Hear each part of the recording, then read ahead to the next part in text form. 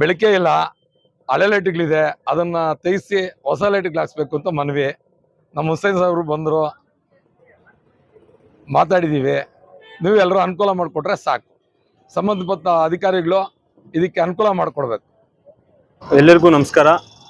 ಇವತ್ತು ನಾವು ಮುಳಬಾಗಿಲು ನಗರ ಬಜಾರು ಬೀದಿಯಲ್ಲಿದ್ದೇವೆ.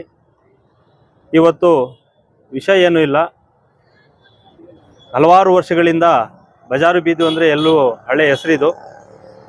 ಈ ಬಜಾರು ಬೀದಿಯಲ್ಲಿ ತುಂಬ ವರ್ಷಗಳಿಂದ ಏನು ಬೀದಿ ದೀಪಗಳಿದ್ದು ಬೆಳಕು ಕಡಿಮೆ ಆಗಿದೆ. ಒಂದೊಂದು ಸತಿ ಅದು ಅಂಟುತ್ತೆ, ಒಂದೊಂದು ಸತಿ ನಮ್ಮ ನಗರಸಭೆ ಸದಸ್ಯರಿಗೆ ಹೇಳಿದಾಗ ಅವ್ರು ರೆಡಿಪಡಿಸ್ತಾರೆ, ಮತ್ತೆ ಅದೇ ರೀತಿ ಆಗ್ತಾ ಇದೆ. ಆದ್ದರಿಂದ ಇಲ್ಲಿನ ಎಲ್ಲ ಅಂಗಡಿ ಮಾಲೀಕರು ಗಮನಕ್ಕೆ ತಂದಾಗ ಇದನ್ನು ಕೂಡಲೇ ಏನು ಬೀದಿ ದೀಪಗಳಿದ್ದಾವೆ, ಈ ಬೀದಿ ದೀಪಗಳು ತುಂಬ ವರ್ಷಗಳದ್ದು ಹಳೆದಾಗಿದ್ದು, ಇದು ಕೂಡಲೇ ತೆಗೆಸಿ ಒಳ್ಳೆ ದೀಪ ಅಂದರೆ LED ಬೆಳಕು ಜಾಸ್ತಿ ಬರುವಂತಹ ಬೀದಿ ದೀಪಗಳು ಅಳವಡಿಸ್ಬೇಕಂತ ನಾನು ಮನವಿ ಮಾಡ್ಕೊತಾ ಇದ್ದೀನಿ.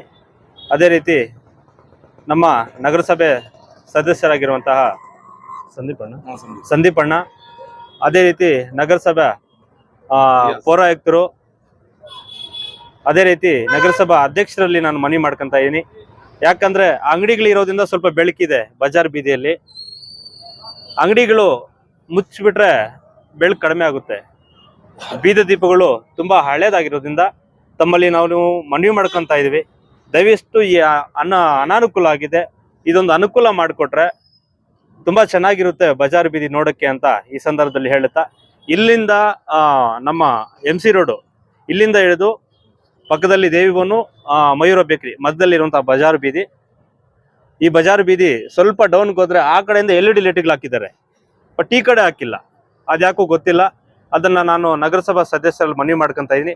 ಯಾವ ರೀತಿ ಪ್ರಕಾಶ್ ಹಾಸ್ಪಿಟಲ್ ಡೌನ್ ಬಜಾರ್ ಬೀದಿಯಲ್ಲಿ ಹಾಕಿದಿರೋ LED ದೀಪಗಳು ಅದೇ ರೀತಿ ಈ ಕಡೆ ಕೂಡ ಅಳವಡಿಸ್ಬೇಕು ಅಂತ ನಾನು ಸಂಬಂಧಪಟ್ಟ ಅಧಿಕಾರಿಗಳಿಗೆ ಮನವಿ ಮಾಡ್ಕೊತ, ಈ ಸಂದರ್ಭದಲ್ಲಿ ನಮ್ಮ ಸುಪಾರಿ ಜಿಯಾವುಲ್ಲಾ ಅಣ್ಣನವರು, ಅದೇ ಲಕ್ಷ್ಮೀ ಅಣ್ಣನವರು, ಲಕ್ಷ್ಮೀ ಪ್ರಸಾದ್ ಅಣ್ಣನವರು, ಎಲ್ಲ ಅಂಗಡಿ ಮಾಲೀಕರು ಎಲ್ಲರೂ ಕೂಡ ಸೇರಿ ನಾವು ಮಾಧ್ಯಮದ ಮುಖಾಂತರ ತಮಗೆ ಅಧಿಕಾರಿಗಳಿಗೆ ಮನವಿ ಮಾಡ್ಕೊತಾ ಇದ್ದೀವಿ.